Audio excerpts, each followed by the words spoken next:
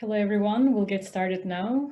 Good evening and good afternoon, wherever you are. And thank you so much for joining us. My name is Özge Ersoy, and I'm the Public Programs Lead at Asia Art Archive here in Hong Kong. This is the sixth session of our ongoing public program series called Life Lessons. And for those of you who are less familiar with AAA, we are a not-for-profit organization that focuses on research and education. As I said, we are based in Hong Kong. We have a reference library. We have an archive. We organize programs and exhibitions, and we do publishing around recent art in Asia. And art pedagogy is one of our main research interests. I would say that for the last decade or so, we've been looking at influential art schools in this region. So we study these schools as sites of artistic exchange and sites of community. And equally important, we also look at alternative pedagogy, or in other words, how artists develop forms of learning outside of formal institutions. So Life Lesson series builds on this research. And for this series, what we are doing is to invite for each session two artists to share their personal stories and also experiences about teaching and learning art. Today, we are very, very happy to have Kwasi Ohene-Ayeh and Zeyno Pekünlü with us. So I would like to briefly introduce our speakers first. Kwasi Ohene-Ayeh is an artist, writer, and curator based in Accra and Kumasi. And he's part of Black Star Lines Kumasi, a collective that's been part of a lineage of radical art and community projects in the 1990s. Black Star Lines is located in the Department of Painting and Sculpture at the KNUST in Kumasi. And here, Kwasi is part of a team that develops curriculum, residencies, social networks, studios, and also exhibitions. And Zeyno Pekünlü, she's an artist based in Istanbul, and she's currently running the Istanbul Biennial Production and Research Program, which is this independent platform designed for artists and researchers. She's part of several activist initiatives that work on commoning practices and what a solidarity space is or might be. I have to say that I've been following Zeyno's work for a while now, and I learned a lot from her when it comes to self-organization and how to think about pedagogy through this lens. So for us, for today's conversation, it's important that Kwasi and Zeyno look at collectivity as this form and also a method for learning art. So we'll speak about models that they've been building together with their peers, and also the role of the university in the formation of these collectives. And I also want to acknowledge our sponsors. So thank you very much, SA Ho Foundation Limited and CK and Keho Foundation for supporting this event. And finally, before we start, just a note on housekeeping. We'll speak for about an hour and we'll have a Q&A at the end of the session. So I would like to encourage you to join us with your questions and with your comments later on. So Kwasi and Zeyno, thank you very, very much for being with us today. So perhaps I can start with the first question right now. And what I want to ask you first is something about an early educational encounter that you had. So we'll go back in time. And I would like you to tell us about either a class or an experience that had a significant impact on how you think about teaching and learning art. And Kwasi, perhaps we can start with you. I know that you're currently a PhD candidate in the same university where you studied painting previously, and this is where your collective Black Star Lines is located as well. So I'm wondering if this early inspiring encounter happened at the university as well. Yes, first of all, let me say a big thank you to you, Özge, and to the Asia Art Archive for making this happen, and to my colleague, Zeyno, it's a pleasure to engage. Yes, for me, the earliest, most profound encounter I can speak about is back in my 4th year in the university, which is KNUST. It was 2009. So around this time, there had already been, small shifts in the curriculum, and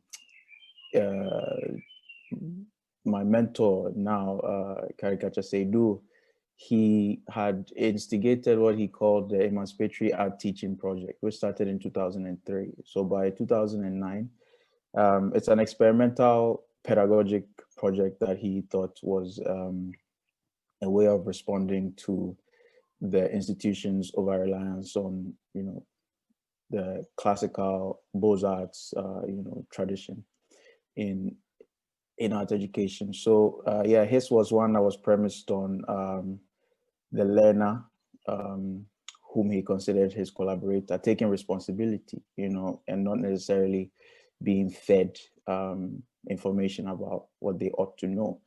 So it was at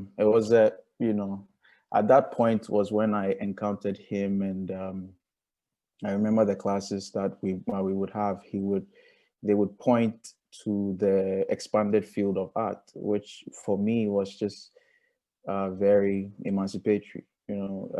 Since then it was indifferent to theory, to to practice. It didn't regard the distinctions that had historically plagued it. So my interest was just opened up beyond what I had expected to learn. And since then, I just, been hungry to know more, to incorporate more.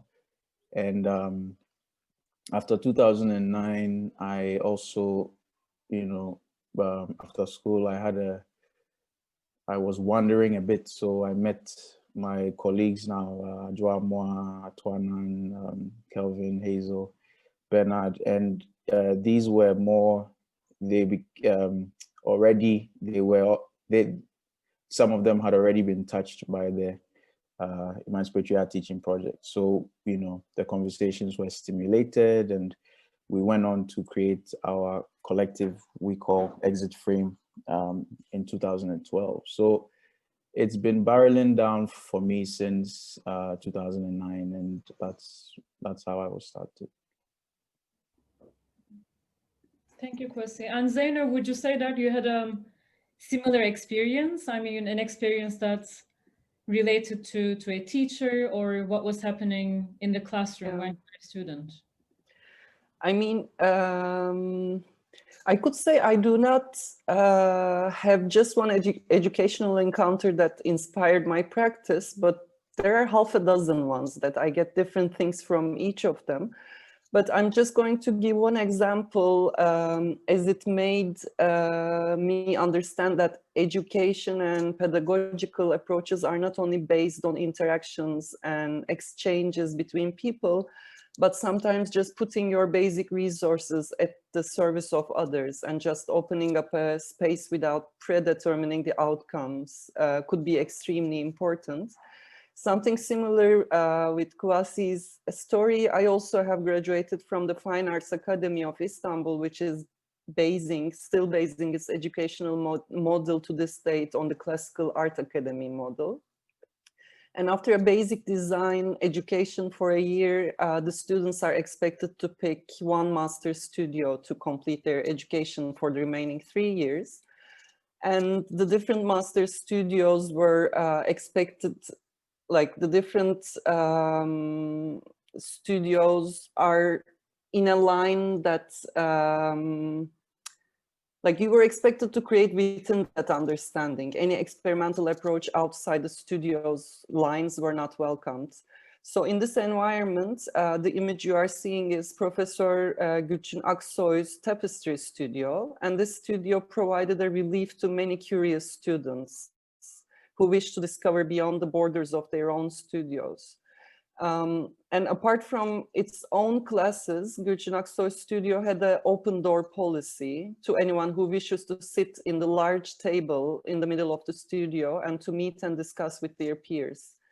And even for someone like me who has never taken her official classes, the bare existence of a free and welcoming space, a table, a tea machine was astonishing. It was one of the few places in the school that we were welcome to be ourselves without any judgment, and we could be like confused young artists. And when I look back, I remember that space as a relief, an open door in an environment of locked doors. And I remember the table as the symbol of both intellectual discussion and free time just for being. So this experience was really important for me. And when I look at today, I realize that trying to create a space that we can be together has always been my concern. Either it's an artist collective or a grassroots political initiative or pedagogical project or of an institution or personal teaching position.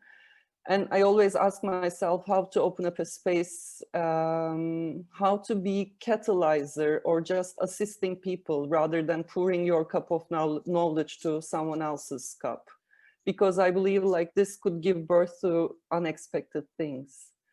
And I try to be that person who shares her own space, tools, networks, resources for things that might or might not happen.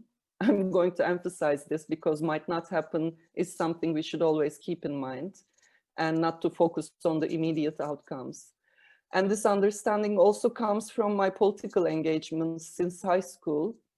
And I just want to briefly talk about this because we don't tend to think political organizations or networks together with pedagogy, but I think they are very much entangled with some principles of radical pedagogy, like imagining, dreaming together, doing together, failing and starting over together. And while doing so, learning together is a big part of these organizations. And these aspects overlaps with my current understanding of pedagogy. I think we should definitely go back to the idea of dreaming together. But before that, Zeyno, very briefly, the photograph that you shared with us, is that a photograph that you took when, or someone else took when you were a student there? I'm just curious how the space also has changed over time.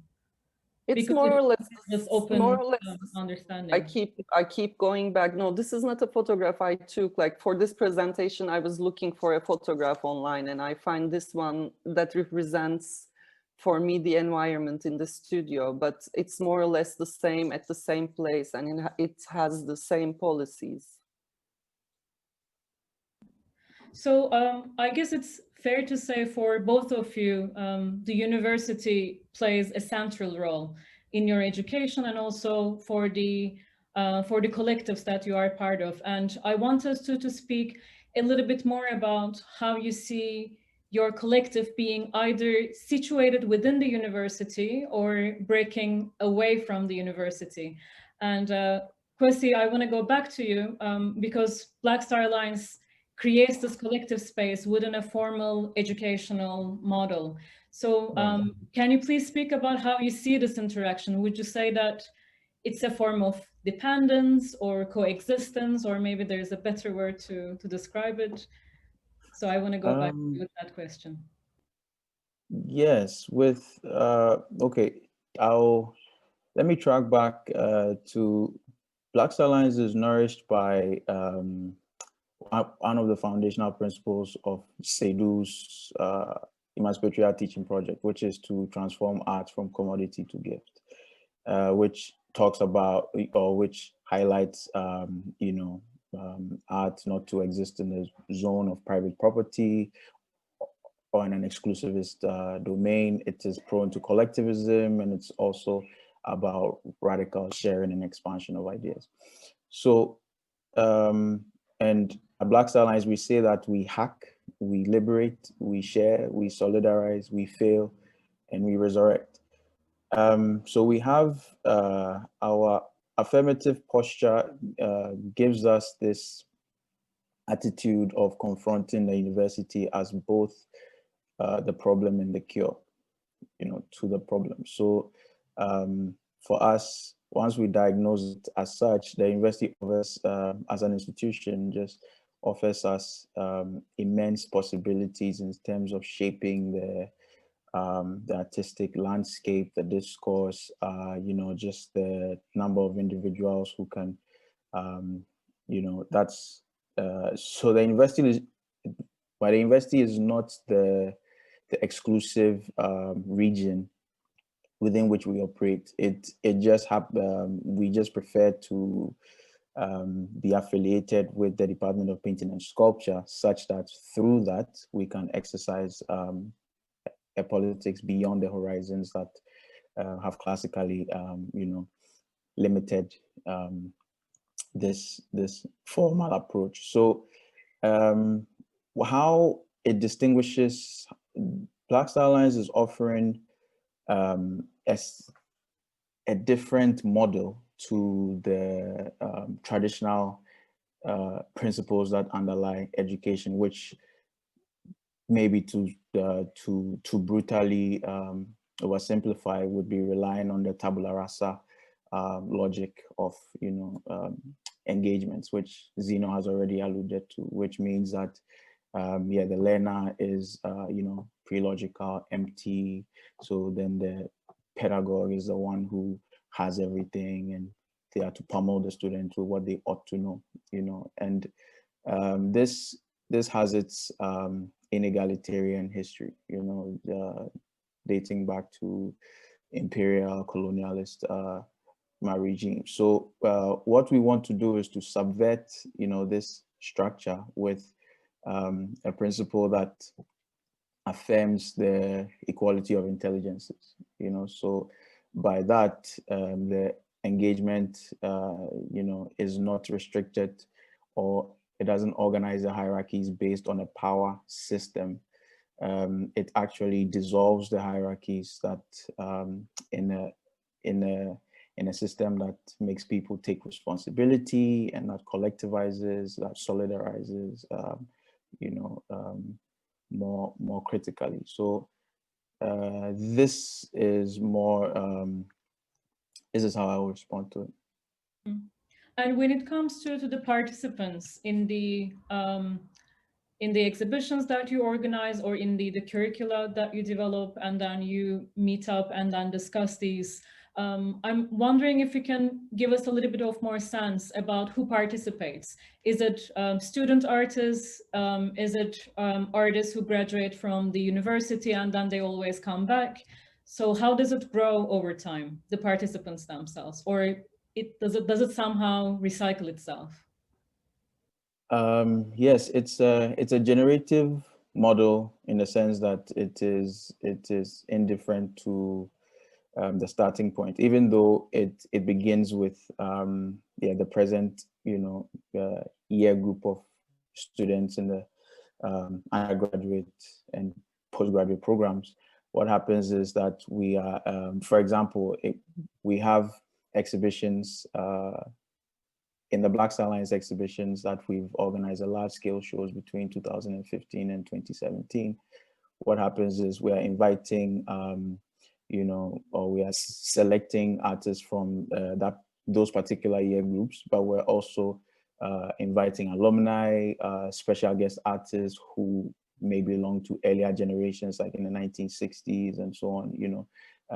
We've had international artists participate, so it's not a region specific thing. Well, what we're doing is from that generalist principle, we are actually affirming the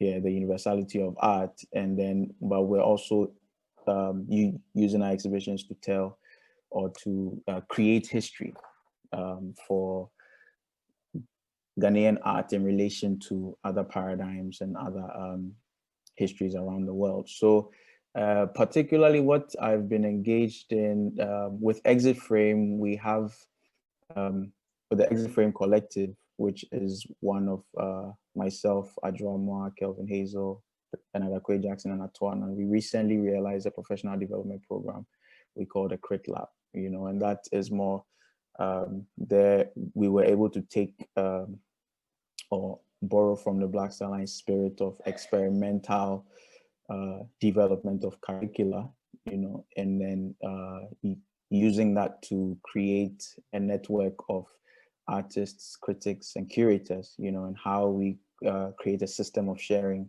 that has these three disciplines at play. And yeah, like it's always a learning experience as much as it is a teachable one. I see. Zeyno, I want to ask you a similar question, but I know that you have a completely different experience because I think probably it's again fair to say that you started thinking about self-organized pedagogical models after you had to stop teaching at a university. So it would be great if you can tell us a little bit more about how this shift happened in your practice. Yeah, yep. I'm going to talk about two examples. One happened to me, one is something I'm actively part of. First of all, like as an artist, I have decided to support my artistic career by academic work from very early age. I mean, it seemed very natural to me as I both loved research and teaching. And it was also a decision of livelihood, not to depend so much on an income from my art and be relatively independent from the market. So after my PhD, I started working as a lecturer in 2011, and I worked for 5 years until 2016. I have signed Academics for Peace petition together with over 1,000 academics around Turkey, which were calling the government to prepare conditions for peace negotiations in the Kurdish regions of Turkey, where there's an ongoing war between Kurdish guerrilla and Turkish military forces. And the government's reaction was very vicious. Prosecutors had launched an investigation, and Council of Higher Education pressured universities to lay off the petitioners. So the university I have affiliated for 5 years ended my contract. Although this sounds very dramatic, one of the most exciting outcomes of this unjust process was the creation of 12 different solidarity academies in Turkey. And they all started as a symbolic action. We can show the images here. The sacked professors began delivering classes in the parks, in the streets, as part of street academies outside university buildings. And soon it became an important discussion around the idea of creating alternative education collectives. And being part of the Solidarity Academies network opened up a new path for me, thinking militant education and pedagogy outside of classical academy structure. And all these solidarity academies, taking different names such as Street Academy, Academics Without Campus, Solidarity Academy, etc., these collectives are mainly aiming at blurring the division between teaching and learning, creating links between academic knowledge and social movements, designing self-teachable course modules, building subsistence economy for unemployed academics, etc. So I was part of Istanbul Solidarity Academy, which had a really short life because all the court cases of Academics for Peace were held in Istanbul, and the Istanbul team had to dedicate its resources mainly to legal aspects of the situation. But still, the discussions held during this short period of time opened up many important discussions for me, like between the educators and learners, exchanges between educators and learners rather than on top deliveries based on state redistribution. Of course, none of these experiences were enough to provide income for the sacked academics. So our first purpose is still legally pursue the ways of going back to universities. When that happens, it will be interesting to see if all these discussions could find a way inside the formal academy system and change the things within. This is still a question. So this is the thing happened to me. And the second example is totally a different model in collaboration with a private institution. Yet it also born out of this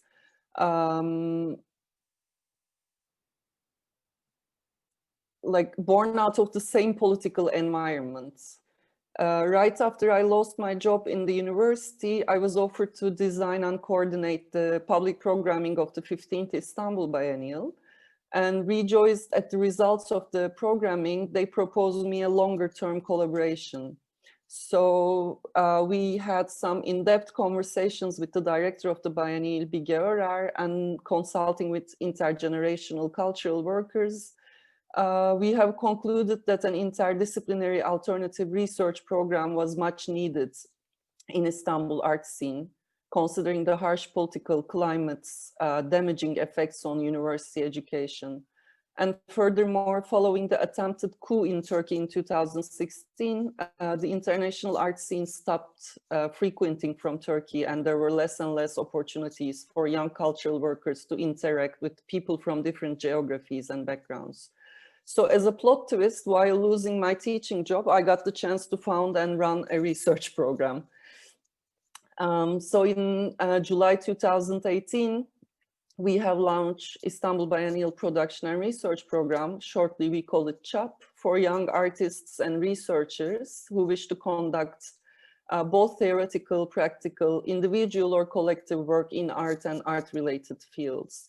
So every year we have a changing board from prominent artists who has pedagogical backgrounds as well from different cities, and we select 15 people, and we try to select these people not as the best applicants, but a group that can work together.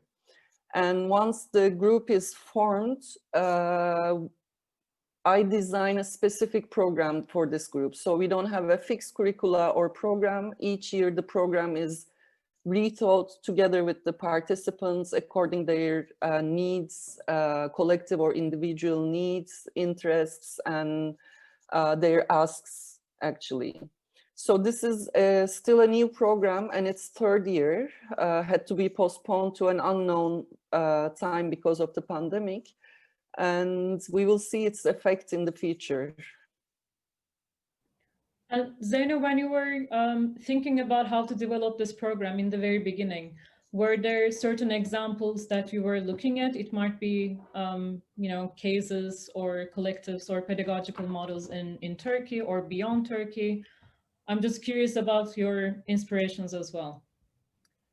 I mean, there wasn't a very specific example, but of course, both Bige and our board members, and we all have some educational or pedagogical experiences. We thought about these, and then we put the realities of Turkey during that period and the resources of the institution. So it's a hybrid decision.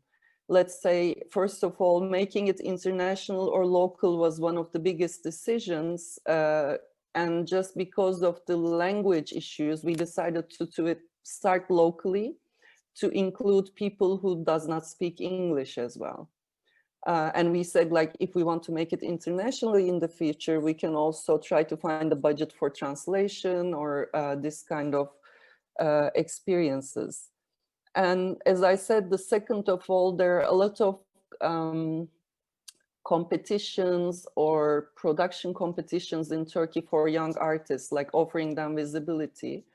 And we thought that what was lacking was some sort of a cocooning experience, that people who are confused at that moment can come together, spend 6 months together, and there is no pressure to create something at the end of the program. It's for just being 6 months and discussing. So these were all decided, as I said, talking with our peers, cultural workers who we know have pedagogical backgrounds, but also with the young artists, what are the needs? And I actually want to go back to the first example that you gave from the Solidarity Academies, and you were mentioning that they are very much in line with the current social movements in the country. And Kwasi, maybe I can ask that question to you. I'm wondering how you see the collectives that you are part of in relation to the existing social movements, or are there any interactions to in that direction?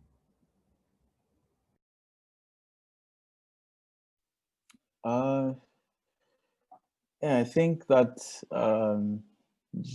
generally, you know, there are things that underlie most of the activism and the solidarity networks, which have been festering at least since a year ago. Inequality lies at the heart of it, you know. So movements are responding to racial inequality, others economic inequality, others, you know. So the and all of these have that underlying, you know, principle. So in that sense, yes, I for us it is also a political question. Art is a political question. The practice of art and its attendant disciplines is very much so, and we align in spirit with yeah, like regardless of where the movements are happening, you know, we align in spirit. What I will say is that we consider the artistic potential of pedagogy, you know, as in terms of it existing as medium, but also as forms, and its radical possibilities of sharing and fostering new critical relationships. That's like, for me as an artist, that's the real question.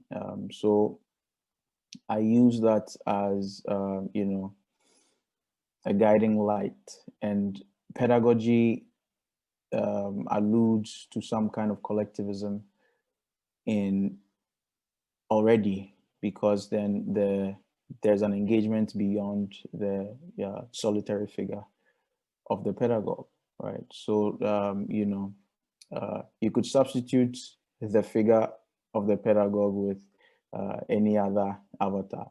You know, it could be the relationship between a parent and you know, a child. It could be, you know, a friendship.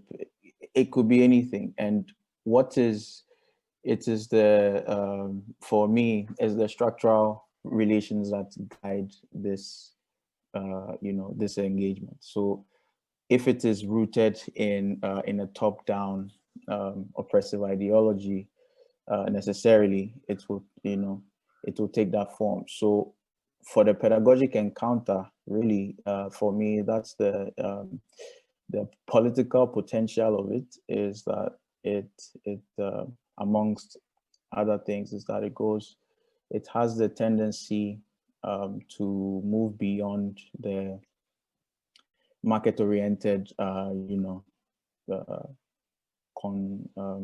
contrivance, yeah, that the law of capital accumulation, for example, give us, right? So what new horizons can we open up, you know, through these new relationships that we can create, you know? And since, you know, at this historical moment, yeah, like that question is compelling, and that question is being asked, you know, in Black Lives Matter. It's being asked in Nigeria, you know, in Asia. You know, there are so many movements already acting on this principle. So yeah, those are my thoughts on it for now. I think what you just said leads me to also ask you about the larger networks and the alliances that you've been building in the last years. And I'm wondering how these larger networks and collaborations and alliances, they've been changing their forms, their methods, their vocabularies around learning art, and also beyond that too.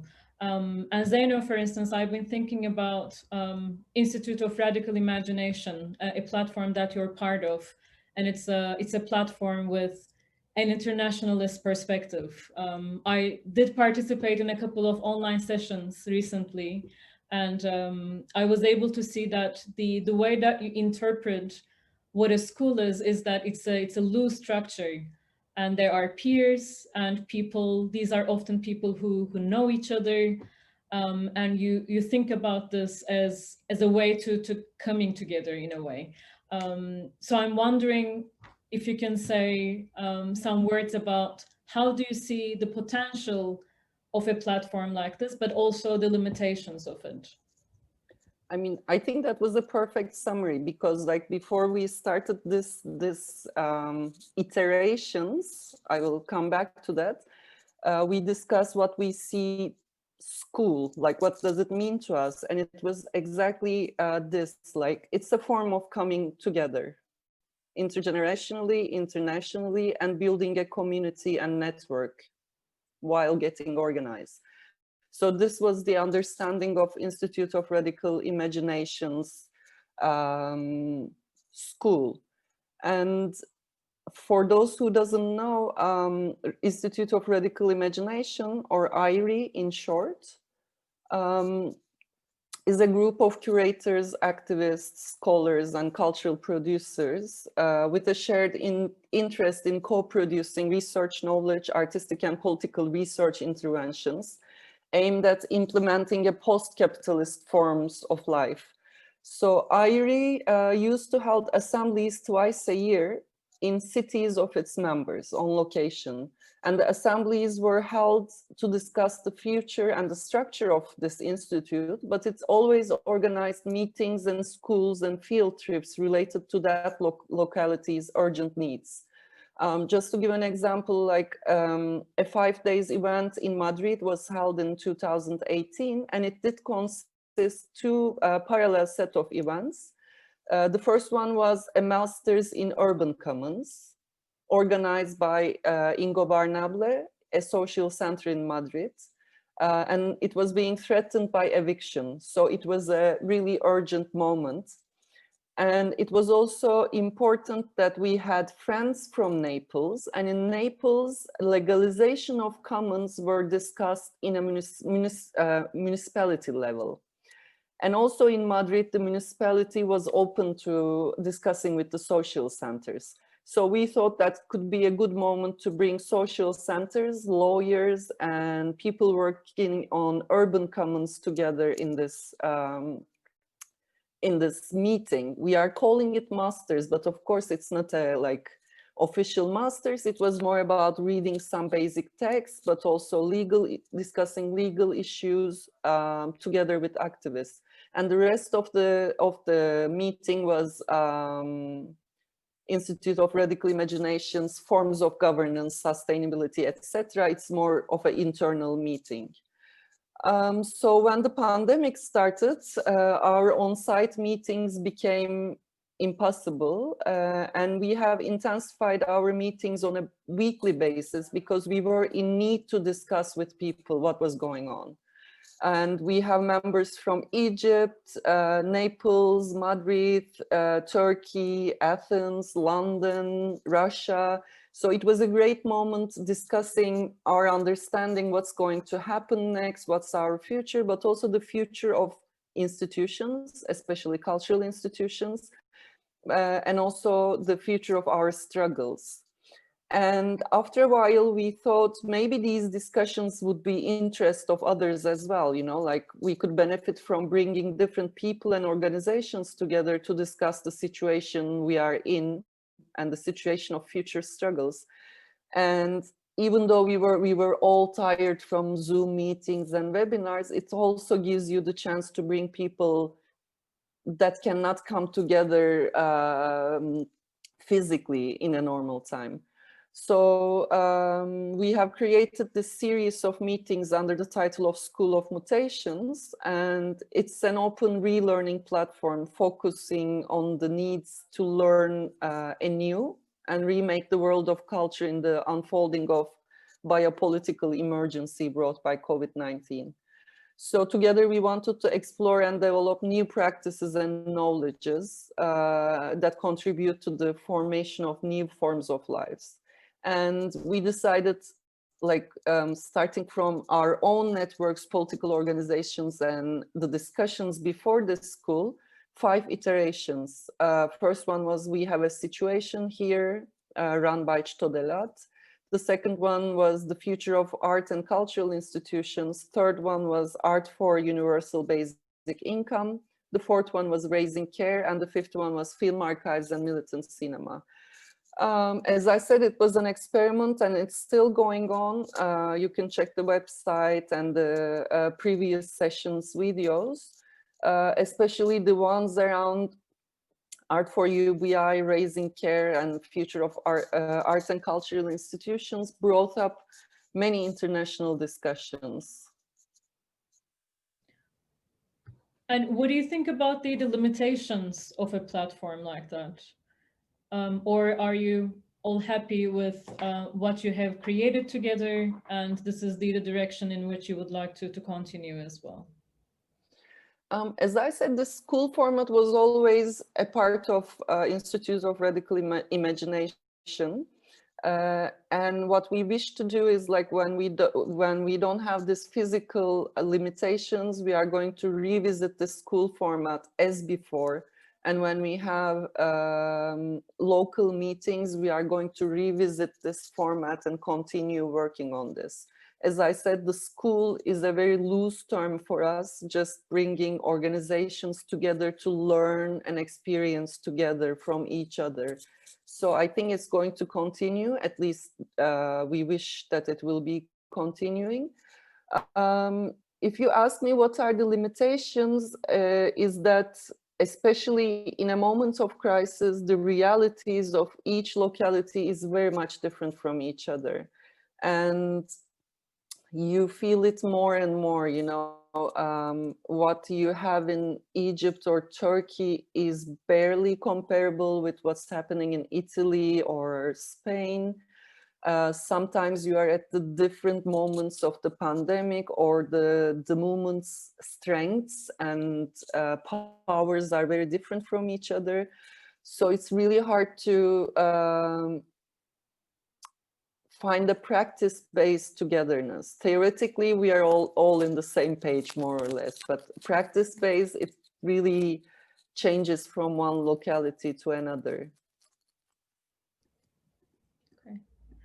And Kwasi, I know that you also work with many different initiatives and institutions, both in Ghana and also internationally. I was thinking of Savannah Center for Contemporary Art in Tamale, and you know, some of the international collaborations. I believe that one of them that I know more closely, it's Good School, which is a collective from Jakarta, right. And we've been working with them at Asia Art Archive as well. So can you tell us about how these collaborations came about and what you seek in this type of collaborations? Yeah, so with the Good School connection, it was, I think it was Philippe Pirota, who is an ally of Black Star Lines, who yeah, he visited I think a year or so ago, and he was part of this initiative with the Good School, so he invited us, since we shared similar politics on, you know, knowledge and sharing and the experimental practices that go with them, particularly at a time such as now, you know. So that has been very rich. We triangulate between Good School in Jakarta, in Städteschule in Frankfurt, and here, KNUST in Kumasi. So we have students and friends and networks that we invite into the conversations, and they are really about, you know, just yeah, exchanging and sharing and solidarizing and critically, you know, engaging each other. So yeah, that already, it's been really cool for me. We've been doing that since early this year. So that's one.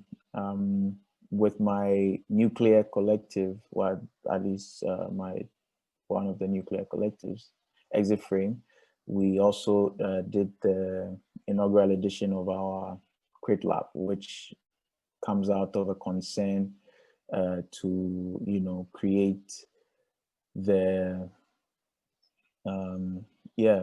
just invent discourses that we would like to happen in the practice of art in Ghana, but not exclusive to Ghana. So because of COVID, we had to limit participation for artists, critics, and curators who were based in Ghana, but we intended to be an annual event. As an open call, we select up to this one. We selected 12 participants. It could change in the future based on other contingencies. So the idea is that annually we are, realizing the Madis projects, creating a network, and then building on that and feeding, like nurturing each other from it as well, So that happened in Ghana with SCCA, Ibrahim Mahama, the artist, Salom Kuji, and co. They are already colleagues, so we are all from the from Black Star Alliance as like the that, if you like, the parent collective. So we all are realizing our independent visions, but sourcing inspiration from the principles that animate Black Star Alliance, and then taking them into our own independent futures. So Ibrahim has been a very inspirational figure, in terms of actualizing the Black Star Alliance ethic to decommodify art and to massify it and to make it accessible. For him, building institutions is a new dimension in his practice. He takes on, contra gentrification projects, right? Intervening in land acquisition, building institutions, investing in the hard and soft infrastructure that goes with, so he typifies the figure of the artist who assumes or, just accepts that responsibility that comes with acknowledging that, there is a problem, and so how do you intervene? So he takes his interventions into those directions, and there are any other examples.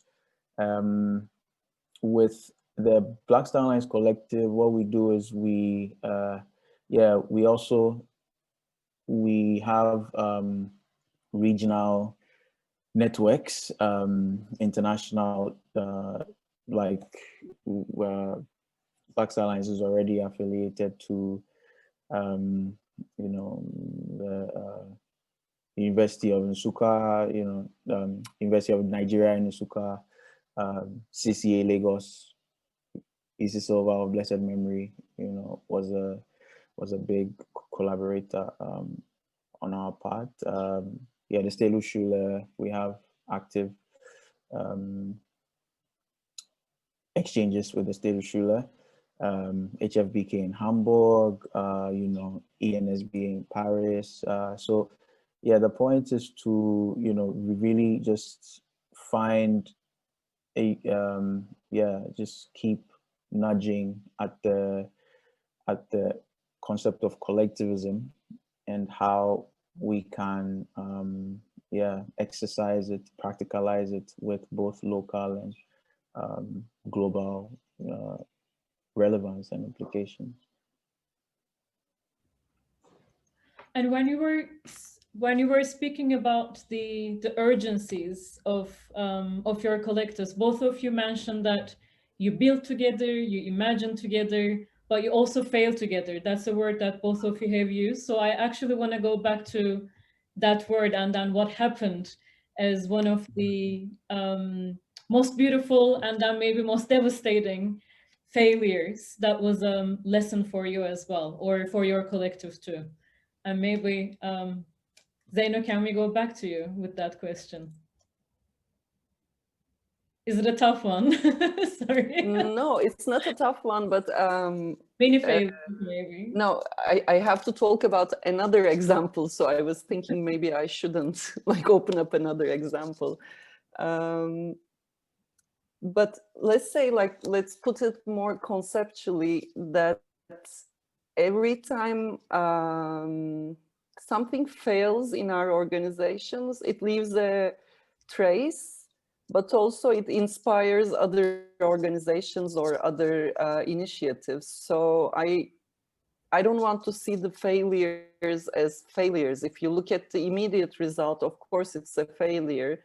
But in the long term, you always leave a trace and you never know what's going to affect. I know it from, let's say, working on Solidarity Academies. We went back to investigate some alternative education models in Turkey. And I can see, like, 30 years afterwards, we are still discussing some models. So we just have to hope that even 30 years later, somebody is going to come back and look at what we have been doing.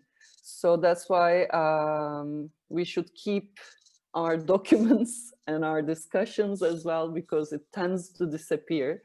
But I think what we discussed, especially with Solidarity Academies in Turkey, it was a really tough discussion, because, like, even though you are all fired from the university, you are 30 people in the same meeting room, and you still have this academic hierarchies in the room. Like someone fired from a university, from a research assistant position, doesn't feel equal to someone who was fired when she was a professor. It took us like months to overcome and see each other as equals and peers. And I'm really curious if how this will affect the future of universities in Turkey in the future, when these people manage to go back to universities, if ever. And Kwasi, can I ask the same question to you? Yes,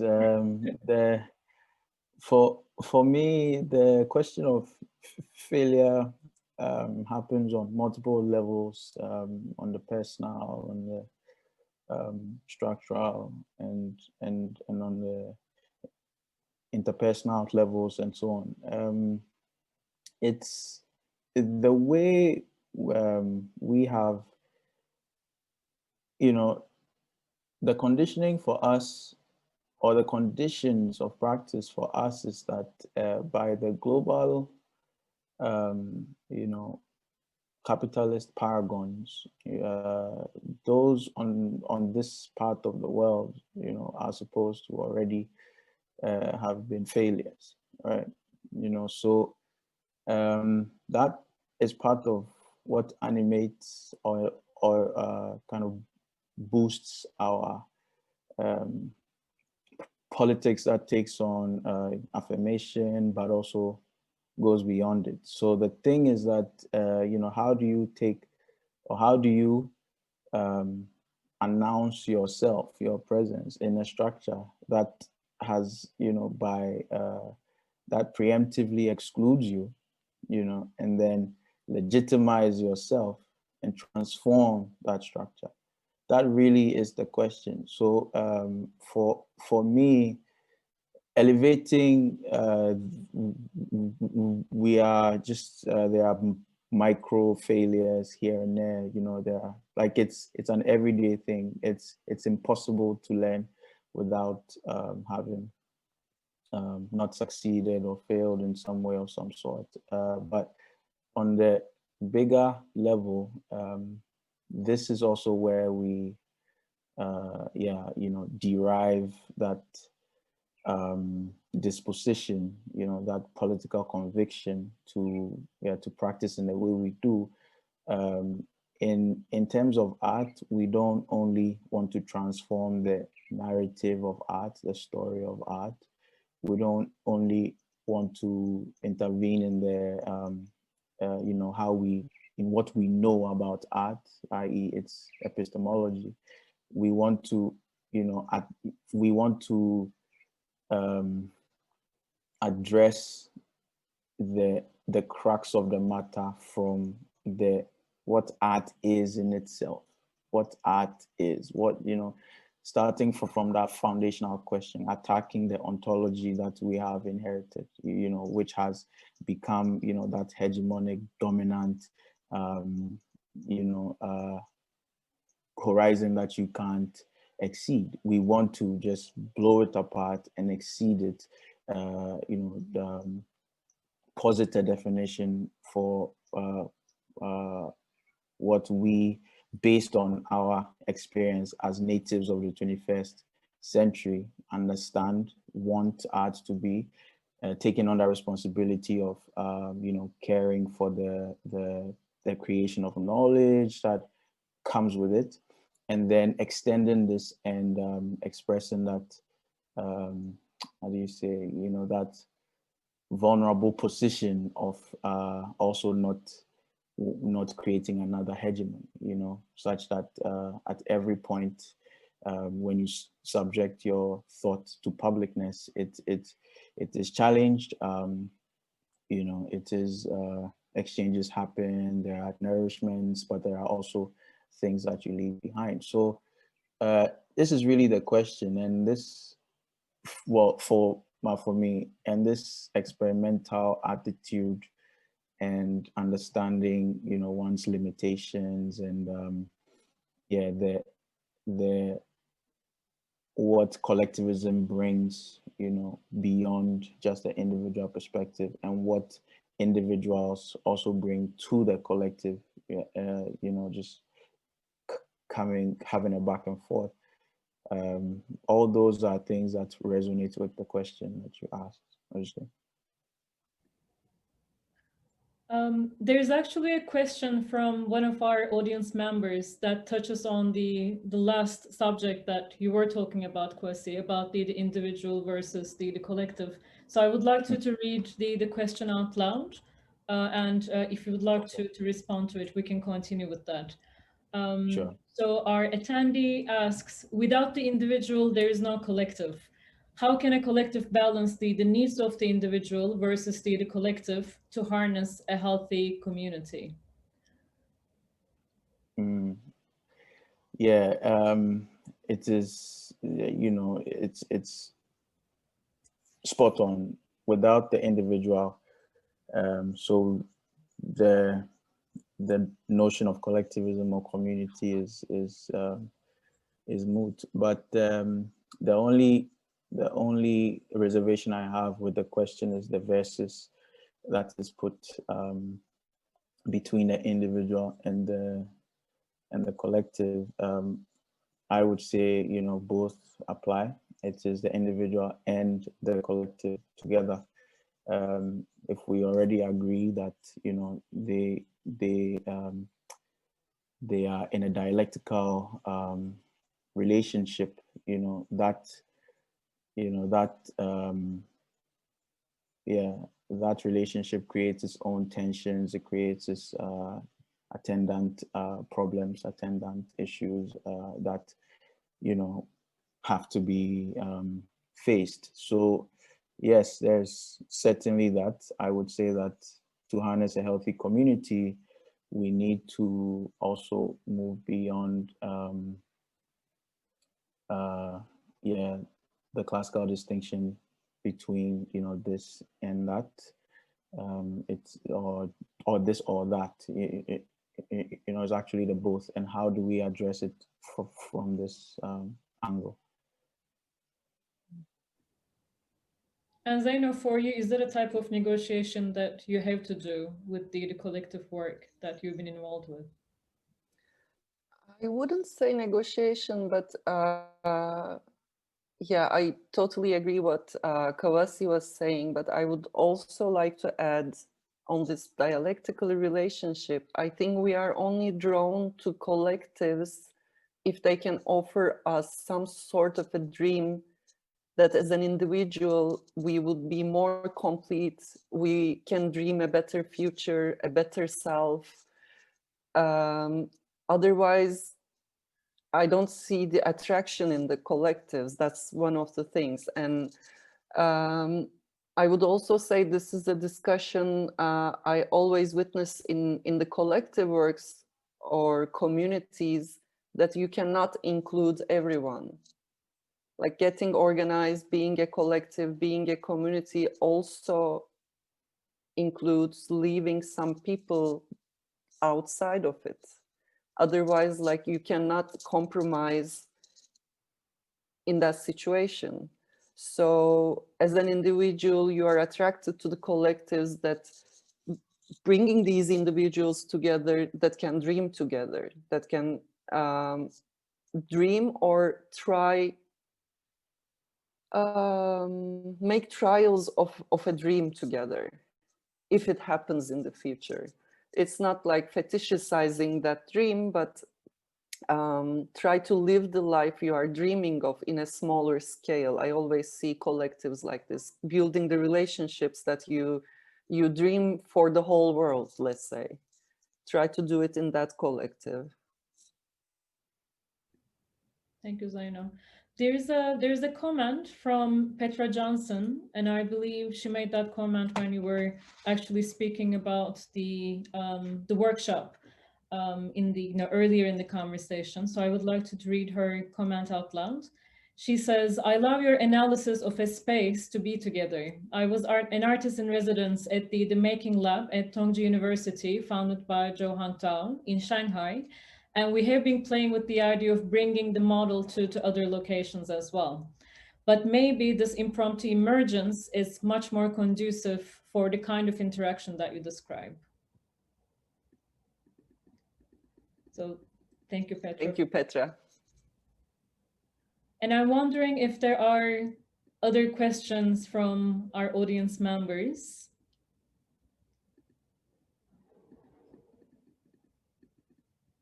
If not, I believe this is a wonderful point to wrap up our conversation as well. I'll just wait for a couple of more seconds for participants who might be typing their questions right now. Right. While we do that, Özge, please allow me to pick up on a point Of course, Zeyno raised. Zeyno made a useful comment about not being able to include everyone in a collectivizing endeavor, or and I think that is a very for me, it's one of the profound consequences, or like how we have to also come to terms with that, like for me, that raises a question of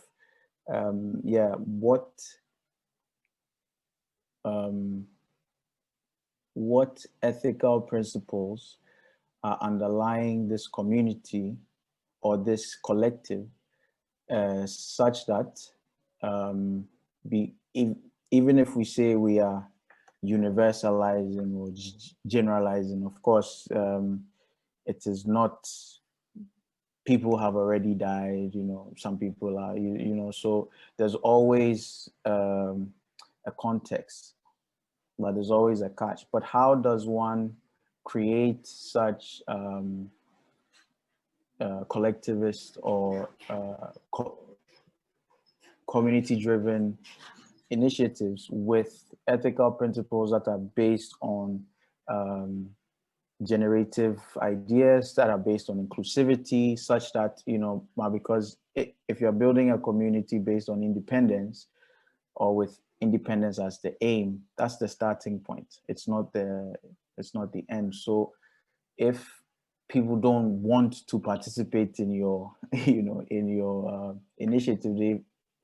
They need to be that space for them to also reject it. And then, so how do we create these? Really, the point is democracy, right? And then how it's just a nagging question of mine, because you can always talk about there's this utopian dimension to collectivism, which doesn't help the conversation, especially when we regard the political stakes. So that was a point to just get me back to always rethinking, the heart of the issue. Mm-hmm. Yes, Elizabeth Brown just asked the question, but she also said that Kwasi may have answered this question just now. But I will just read out loud her question, and then maybe we can wrap up after that. So Elizabeth is asking about the collectives that you've been working with. How much and on what levels do they interact with the communities that they are living and working within? And if you would like to add to that, it would be great, if you like.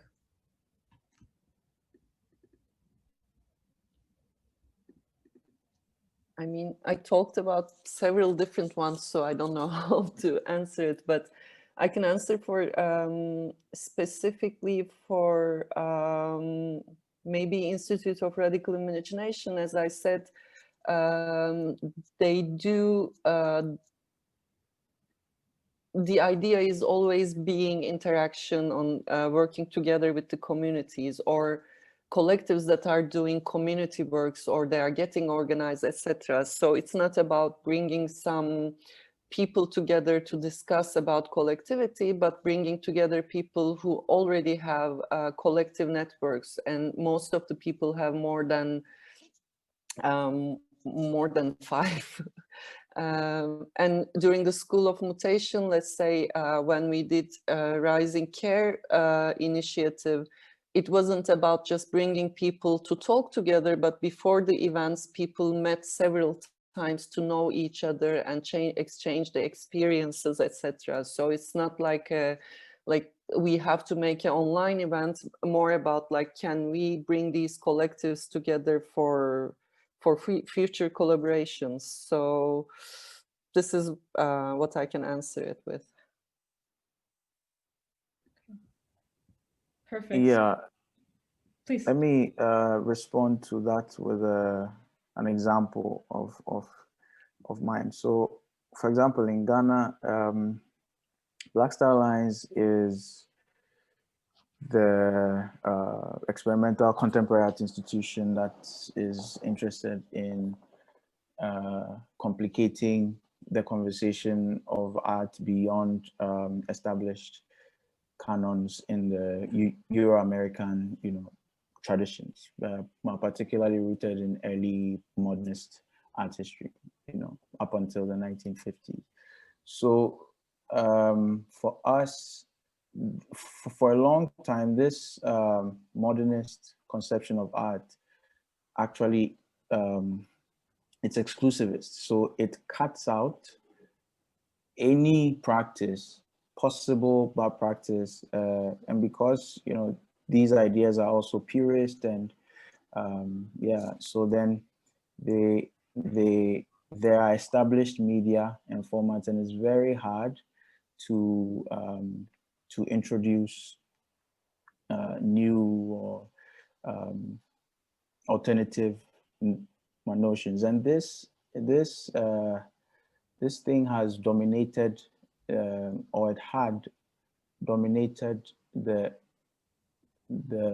discourses on art for a very long time, at least since the late 19th century into the early 21st century, until 2003, when artist, pedagogue, philosopher and mathematician Caricature Seydu introduced his own emancipatory art teaching, Concerns, which aimed to subvert this particular problem. So for us, now instituting, or coming through the paradigm of contemporary art, what we are pointing is what we are pointing at is that contemporary art is not a destination, that there are more conversations that can be generated about art beyond, the stultifying, narratives that we have inherited. So now it's not really about stamping out, those earlier practices. It's about complicating them. It's about creating a system where, a system of inclusivity, where more conversations, where broader conversations can be had. And this is what really, this is the privilege that was denied us, particularly via the colonialist enterprise, right? So now to undermine it, the project is to unveil the problems with it, to explore the potential or the tools that could go beyond it. You could tap from it if you want, you could reject it if you want, but the point is that it's not a dogmatic approach to the practice. So yeah, with such a position, one just needs to cultivate a critical disposition, right? A certain attitude that creates arguments, a response to arguments, that is based on humility, and so it's a big test, right? But the point is to allow the various debates that can be generated out of this practice, and not really, and to test out the strength or the weaknesses or whatever of what any format offers, because we are also of the view that nobody knows what art is. You see, we say that if art is anything, it must be invented. So really, at that point, we are all operating on this principle of equality, where nobody knows, everybody can know, everybody can learn, and then the tensions that emerge out of that are negotiated and dealt with in that spirit. I think this is a very inspiring point to wrap up the conversation. Kwasi and Zeyno, I would like to thank both of you very, very much for sharing your thoughts, your experiences. And I really hope that we will continue our conversation, as Kwasi said, testing our weaknesses, our strengths. And there was a comment from Katy Lowry, who's an artist from Hong Kong. She was also saying that, speaking about the generative principles for the collective, as well as thinking about the dreams and the radical imagination, these are things that we would like to continue speaking with you, and also in our coming talks. Thank you so much for joining us. And thank you to our audience members for your questions. And I also want to extend a big thank you to our team who's working in the background. So Susanna, Sam, and Helena, thanks so much for making this happen. And our next session of life lessons will take place in January, and I really hope to see all of you then. Thank you. Thank you again. Thanks. And have a good day. Bye-bye. Bye-bye. Have a good day. Bye. You too. Bye-bye.